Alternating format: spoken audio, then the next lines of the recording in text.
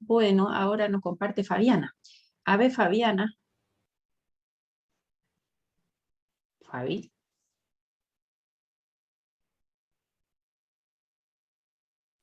Estaba compartiendo, pero doctora, Sí, ¿o no? sí, estaba, se veía. Era para escucharte. Hazme acuerdo tu pregunta y qué has investigado. Era una paciente, sí.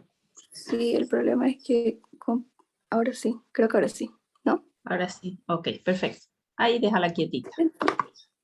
Eso, lo compré un sobrecito de Alical y atrás decía que tenía 0,48 gramos de ácido acetilsalicílico, cafeína Ya. anhidra, 0,05 gramos y almidón. Los ingredientes activos eran estos dos y el almidón ingrediente inactivo. Creo que eso se refiere a lo que viene en el comprimido, ¿no? Ahora la dosis efervescente, los ingredientes activos, cada 100 gramos contiene bicarbonato de sodio, 46,13 gramos, ácido cítrico, 43,87 gramos y carbonato de sodio, 10 gramos. Ok. La pregunta, ¿cuál era? Era una paciente que tomaba para... Sí, Alical todos los días para migraña, de 1 ya me a acuerdo. 2 por día. Ya. ¿Y qué opinión te merece? Quería saber qué podría pasar con ella a largo Ya. plazo. Ok, vamos a hacer un análisis. La pregunta es, ¿a ella le viene la crisis, toma el Alical y se le pasa o lo toma para prevenir? Ambos lo toman Ya. para prevenir antes del desayuno Ujú. y tras que se despierta Ok. y también O cuando sea, le viene. ya. O sea que estamos hablando ya de un uso crónico. ¿Qué va a pasar? Yo Sí, estoy hablando de tomar aspirina, casi 500 miligramos, como tomar un comprimido de 500 todos los días. O sea que estoy hablando de un analgésico que tiene sus efectos adversos más relacionados con el larguito plazo. Estoy hablando de una gastritis, estoy hablando de una nefrotoxicidad. Sus dos efectos adversos más importantes de aspirina. Uno, la cafeína es un estimulante, eso le da energía y te hace ser adictivo. ¿Vieron esos pacientes que toman el café y dicen, si no, no reacciono? Él es un antimigrañoso, la cafeína, por eso es que a ella le da resultado y no lo va a soltar tan fácilmente. Más la pregunta es, ¿por qué hay una migraña? Las causas de migraña son múltiples. Cada paciente lo tiene que... Espérenme un segundito, que no hay WhatsApp. Sí, Dolly.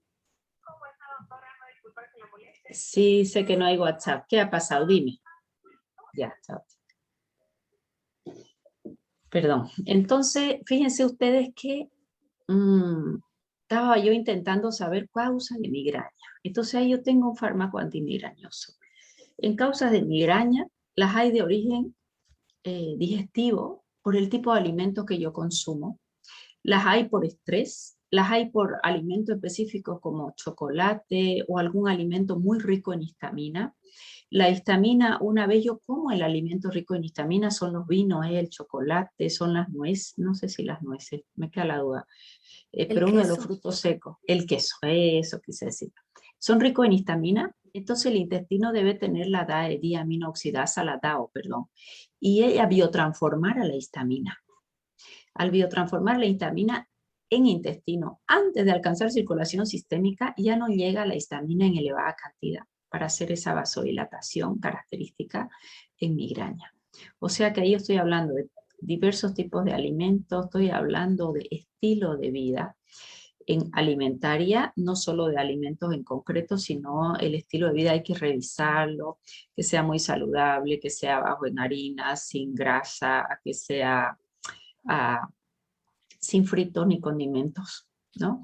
Y que es finalmente una migraña de estrés. Yo me estreso, libero noradrenalina, hace vasoconstricción, en cuanto me relajo hay vasodilatación. Entonces yo estoy hablando de una inestabilidad vasomotora.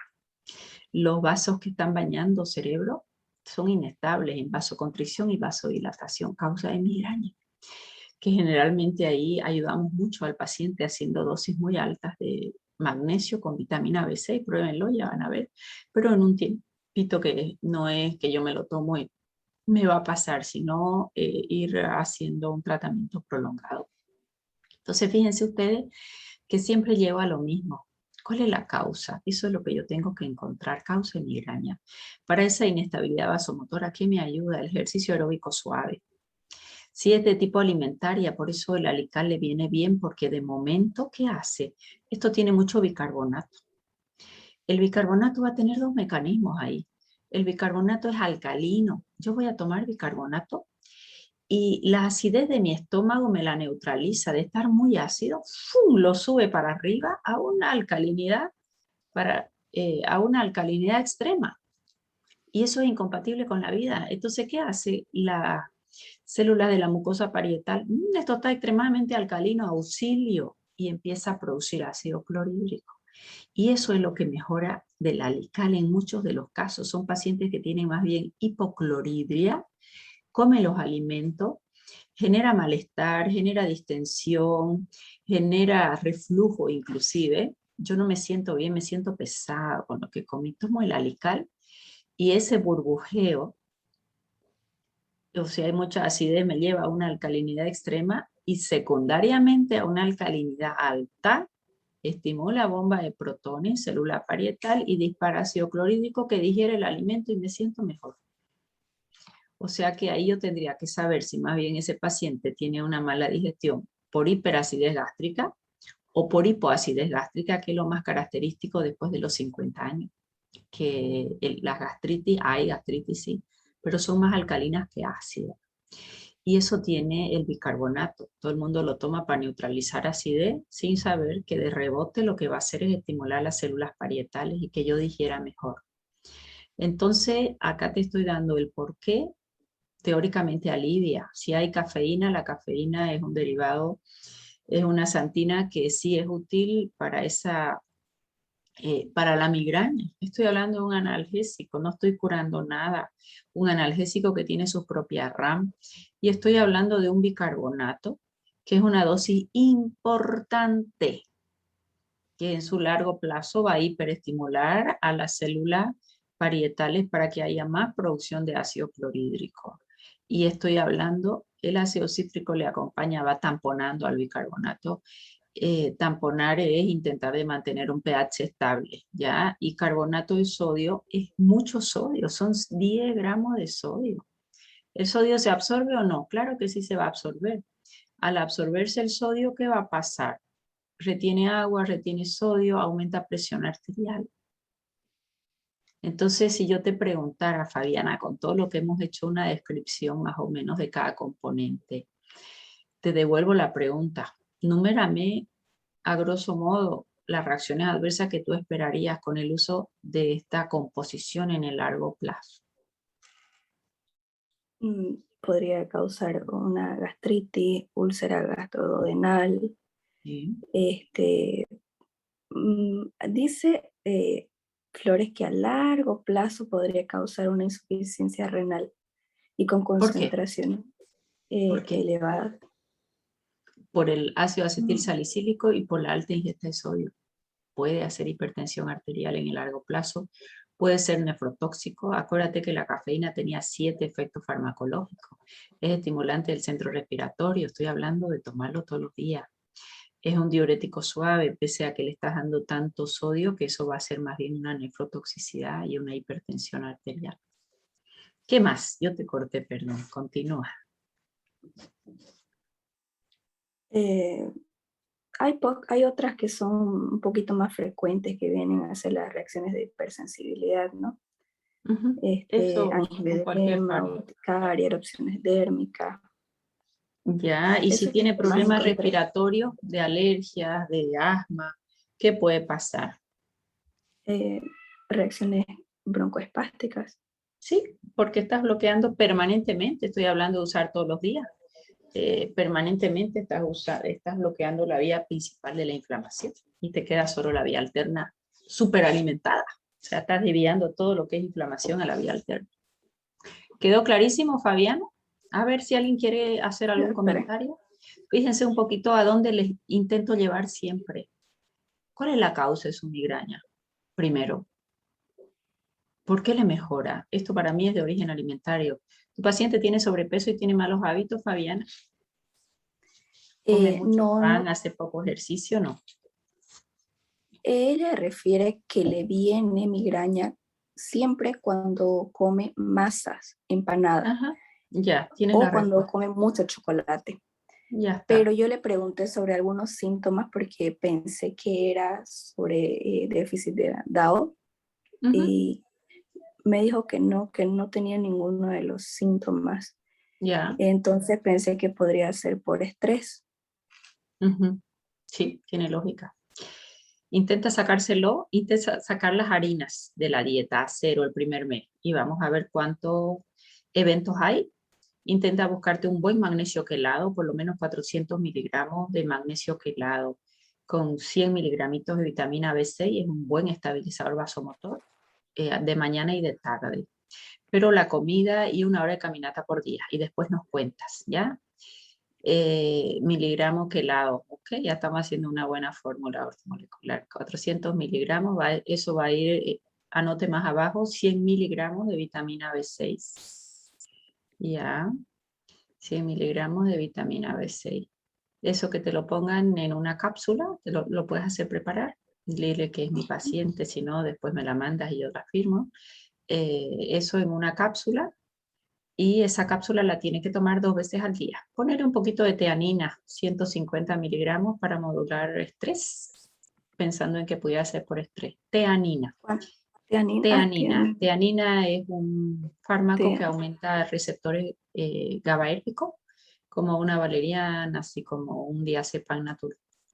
Teanina, ¿Cuánto ponele de tianina? 150 miligramos. 150 miligramos, todo eso que vaya en una cápsula. Y eso a veces sale en 2 porque el magnesio es muy voluminoso y no entra en una. Pero una dosis de todo eso a la mañana y por la tarde. Eso, su comida, hacela sin harina, 1 hora de caminata por día y charla. ¿Ya?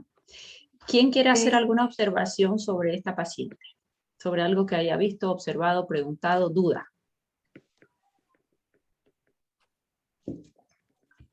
¿No hay?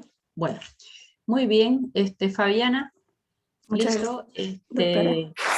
ya deja de compartir para que yo siga. Perfecto. Bueno, vamos compartiendo pantalla, ya hemos hablado todo ahí, Inés, creería yo que terminamos con los salicilatos, intoxicación por paracetamol, hasta ahí vimos, ¿no ves?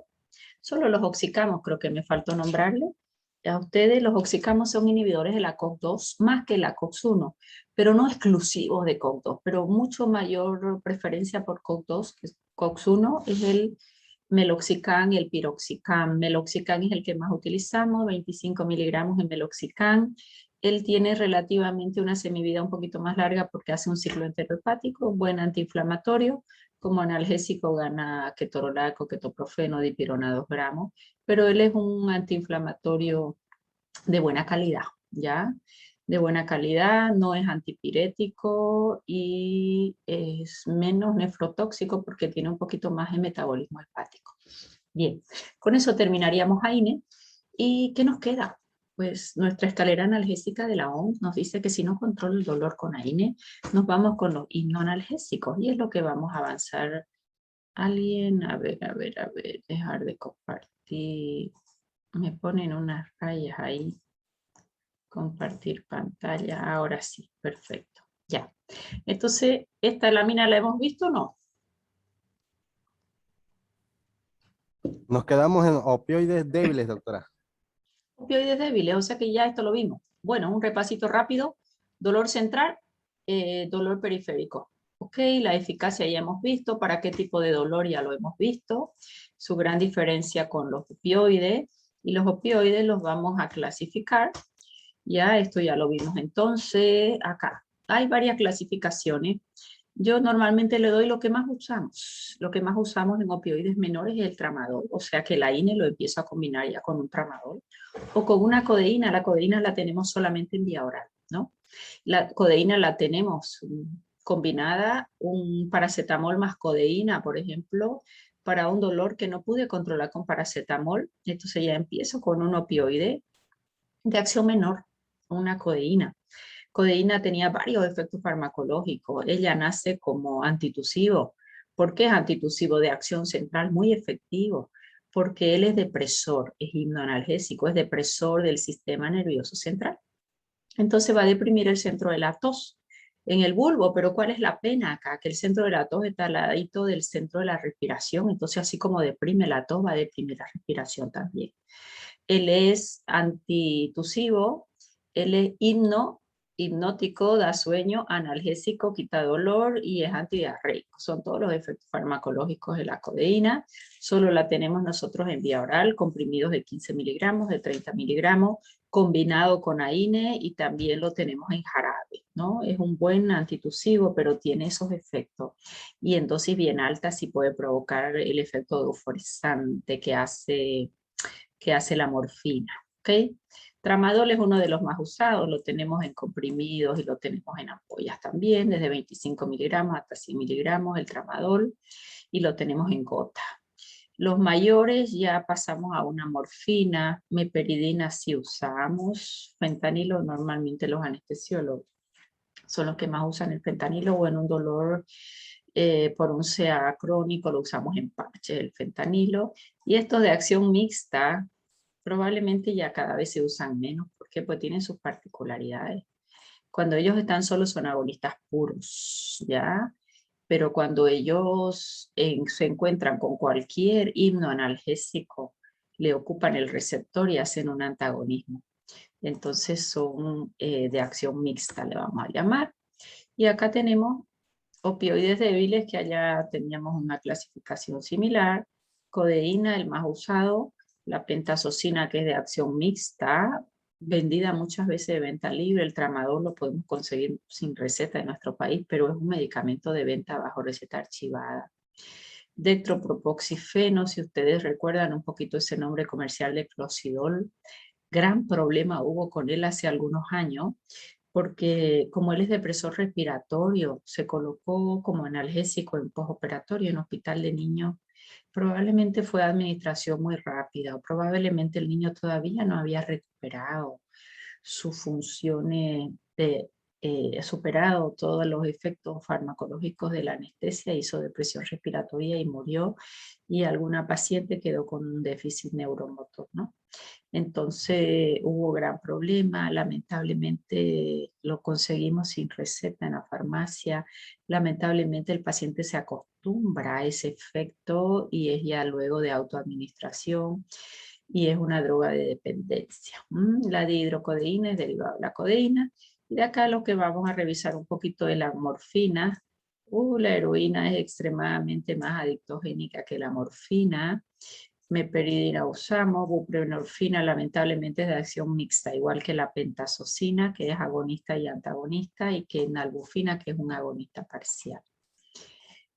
Bien, los hipnoanalgésicos, ustedes van a leer muchas veces que hay agonistas puros, agonistas antagonistas, agonistas parciales y antagonistas puros. ¿Qué es un agonista puro?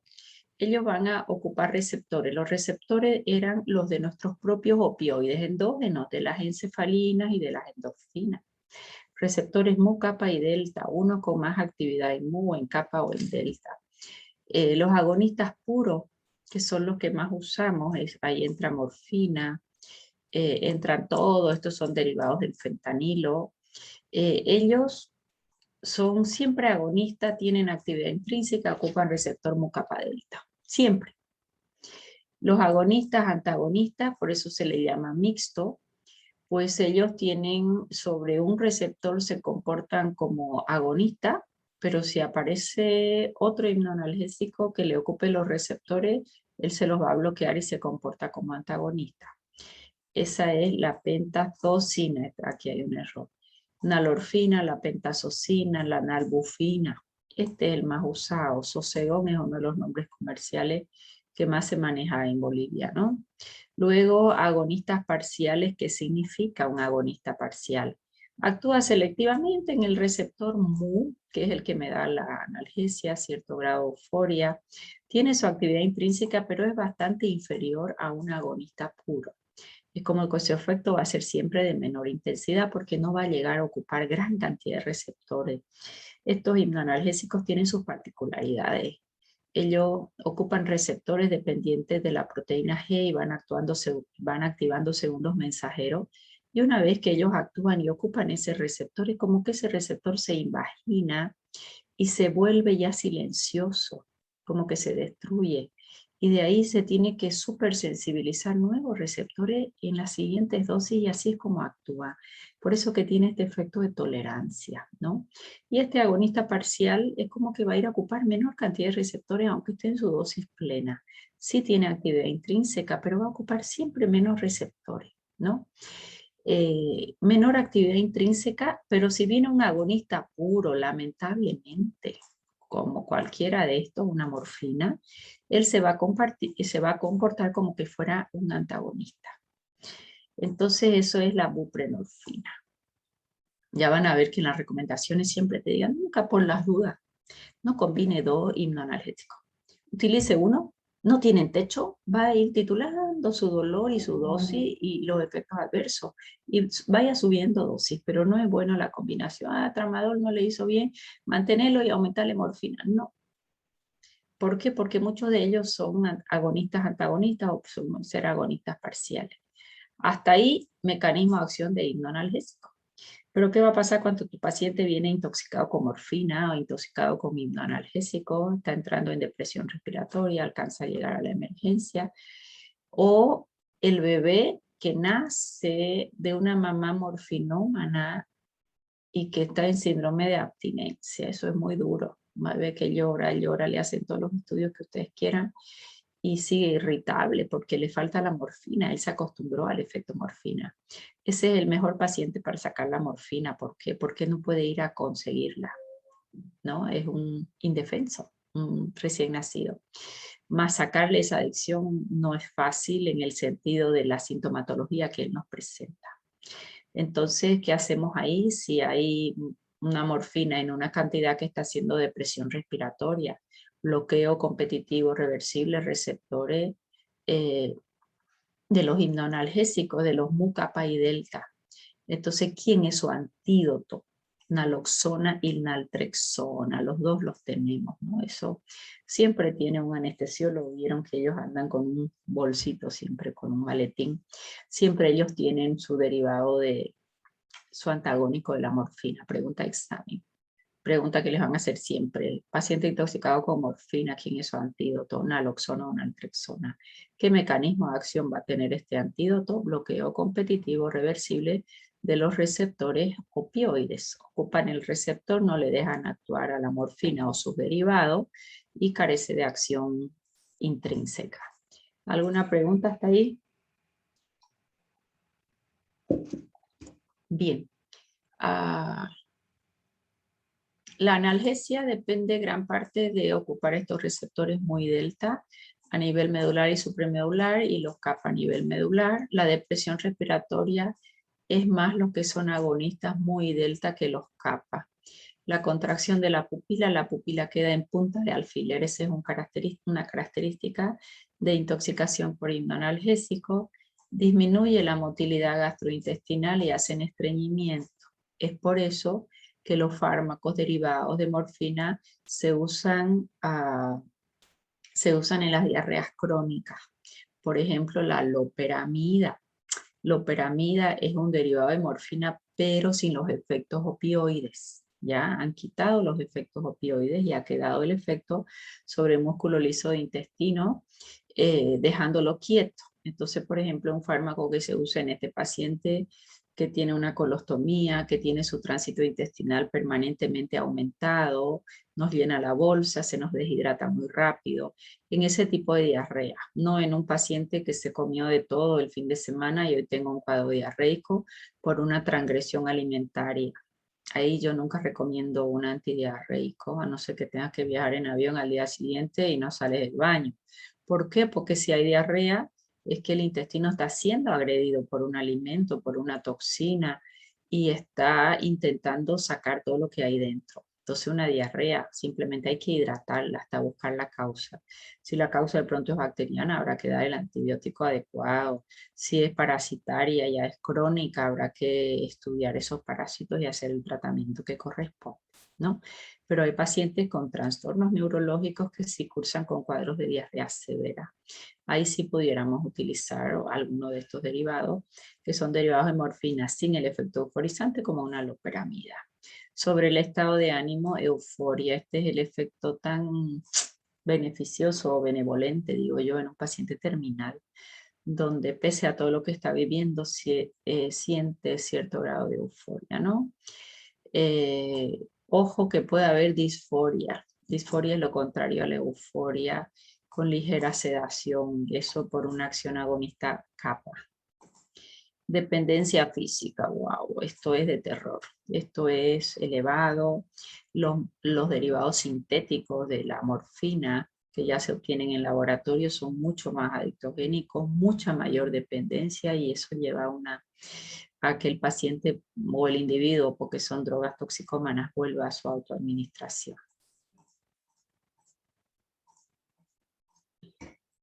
Bien, codeína, ¿en qué caso vamos a usar? Ojo, ya use un AINE, o el AINE puede estar contraindicado porque el paciente es alérgico a los AINE o porque en él está contraindicado por algún motivo.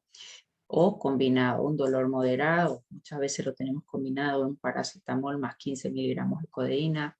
Un dextropropoxifeno, muchas veces este en ampollas ha dado depresión respiratoria severa, ¿no? Hemos tenido varios de esos accidentes. Yo nunca me gusta en bolo los fármacos a no ser una parada cardíaca, ¿no? Una situación muy extrema, pero después siempre diluido lento y mirando signos vitales, más si el fármaco es depresor. Dihidrocodeína, nosotros usamos más codeína que dihidrocodeína. La morfina es bastante más para un dolor de mayor intensidad y la podemos ir titulando y aumentando dosis, ya lo vamos a ver. Acción más duradera que morfina, metadona y la oxicodona. La oxicodona, sí, el oxycontin, que revisen un poquito de ensayos clínicos de autoadministración en los pacientes y problemas de drogadicción. Luego de inicio de acción más rápido está todos los derivados de fentanilo. Son mucho más adictogénicos, son mucho más depresores respiratorios, los efectos adversos son mayores, más si los tenemos en parche. No es fácil conseguirlo, tenemos de 12.5, 25, 50, 100 microgramos y las dosis se van, esa dosis que dice el parche se libera en 4 horas, liberación ligeramente sostenida, ¿no? Entonces tenemos los opioides mayores, que los vamos a usar para un dolor muy intenso, un postoperatorio muy doloroso, para pacientes con CA, dolor muy fuerte como un IAM o un edema de pulmón. Los más débiles, cuando no pude controlar, dolor moderado, con una INE, son antitusígenos, la codeína, antidiarreico, loperamida, la codeína también es antidiarreico, pero ella tiene todavía efecto euforizante en dosis mayores y va a dar sueño y va a deprimir el centro respiratorio con dosis alta, no así la loperamida como antidiarreico, que ya la vamos a revisar en digestivo. ¿Qué efectos adversos a nivel central con los opioides? Somnolencia, sedación, muchas veces posterior a una excitación, pero lo más usual es de inicio nomás una sedación. Este es un gran problema, náuseas y vómitos. Gran problema de usar una morfina o sus derivados. El paciente no le duele, pero ese estado nauseoso, y si está postoperado, para que vomite el paciente tiene que aumentar muchísimo la presión intraabdominal para sacar hacia afuera el contenido, ¿no? Y es muy molesto al paciente, va a haber mucha presión, puede haber una dehiscencia de sutura. Entonces, casi una regla, toda vez que vayas a usar morfina o derivado hipnoanalgésico en tu paciente, usa un antiemético de acción central como un ondansetron. El dimenhidrinato no nos funciona mucho en este tipo de vómito, funciona más para un vómito de movimiento, pero la metoclopramida sí, ya la vamos a estudiar, que tiene sí sus importantes efectos adversos por atravesar barrera hematoencefálica. Y la ventaja sí de ella, de la metoclopramida, que es antiemética, pero también es procinética, o sea que me aumenta el peristaltismo a nivel intestinal, y eso va a ser favorable en un paciente con morfina. ¿Por qué? Porque la morfina hace estreñimiento y hace vómito. provoca vómito. Y metoclopramida no bloquea el centro del vómito, bloquea receptores de dopamina a nivel central y los 5-HT3, con eso es antiemético. Y a nivel de intestino es agonista muscarínico y agonista 5-HT4.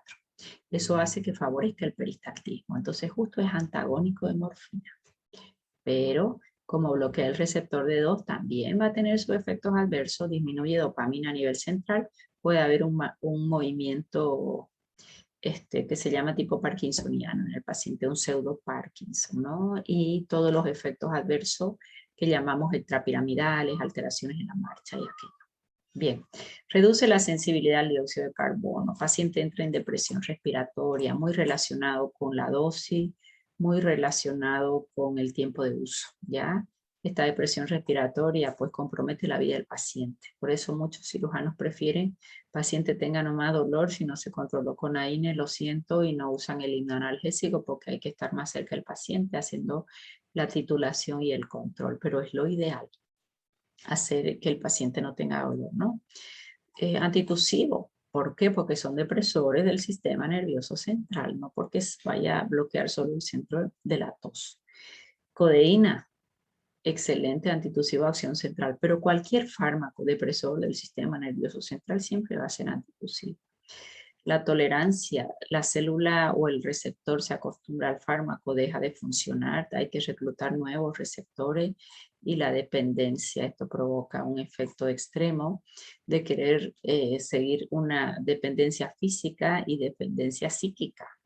¿Cuál es la dependencia psíquica?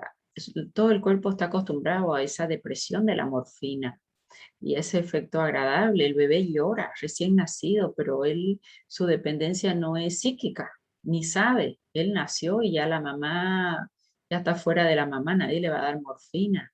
Y él tiene toda la sintomatología de la dependencia física. Entonces ahí hay una diferencia que los libros ahora te dicen no es tan marcada la física entre la psíquica, pero y ese bebé irritable que llora, que no duerme, es una dependencia física netamente, ¿no? Dependencia psíquica la va a recibir el paciente que sí sabe que le genera cierto grado de desconexión, si vale el término, que es la sensación que percibe el paciente con estos fármacos o estas drogas. Contracción de la pupila en punta de alfiler hace miosis. Por eso estos pacientes siempre buscan colirios que van a hacer midriasis, como los agonistas adrenérgicos, una anafasolina, silometasolina, oximetazolina, todo ese grupo. Hipotensión porque son depresores, baja gasto cardíaco. Bien, estreñimiento. Oh, este es un gran problema. Este es un gran problema. Entonces, si vamos a dar morfina, ¿qué voy a esperar? Depresión del centro de la respiración, controlar respiración. ¿Qué voy a esperar? Vómito. Tengo que hacer un antiemético. Voy a esperar estreñimiento. Entonces son todos factores que yo tendré que revisar. A veces hacen globito vesical si no están con sonda los pacientes porque disminuyen, relajan al detrusor y contraen el esfínter, ¿no? En esfínter de Oddi aumenta terriblemente la presión y hace contracción en el esfínter de Oddi. Los uréteres igual, broncoespasmo, probablemente, porque ellos estimulan liberación de histamina, probablemente. Paciente, yo lo que he visto como denominador común, siempre le pica la nariz, no la oreja, nada, la nariz, por algún motivo, ¿no? Está totalmente claro, pero lo que más creemos que es por la liberación de la histamina, ¿no? La histamina es un vasodilatador, puede hacer con todo derecho migraña, hace hipotensión porque es vasodilatadora la histamina, va a haber broncoespasmo, va a haber estreñimiento, probablemente relacionado con la liberación de histamina. Los opioides débiles los vamos a utilizar en la segunda escalera analgésica de la OMS, siempre combinado con los AINES, perdón. Su característica es que no tienen un techo analgésico, o sea que puede ir subiendo dosis, pero si con el opioide débil no conseguía dosis importante, preferible es dejar el opioide débil y pasar a un opioide para intensidad moderada. ¿Se puede asociar con analgésicos menores? Sí, que estoy hablando de AINES, no con opioides mayores. Nunca cometan el error de asociar dos opioides entre sí, aunque su literatura no diga que son de acción mixta o agonistas parciales, porque dentro del organismo pueden comportarse de esa forma. Ni dos opioides débiles, ni dos opioides mayores entre sí. No tiene sentido dar una codeína con un tramadol. O das codeína o das tramadol. Tramadol tengo en ampollas, codeína no. Empezaré con codeína más un paracetamol. Con aquello no consigo controlar el dolor, me pasaré a un tramadol probablemente, o en gotas o endovenoso.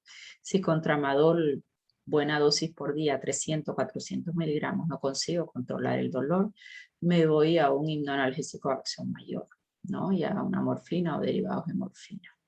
¿Se va entendiendo? Esto se va a cortar, ahí nomás retomamos en un minuto, ¿ya? Bien, vamos con el tramadol. Tramadol es un agonista puro del mu, kappa y delta.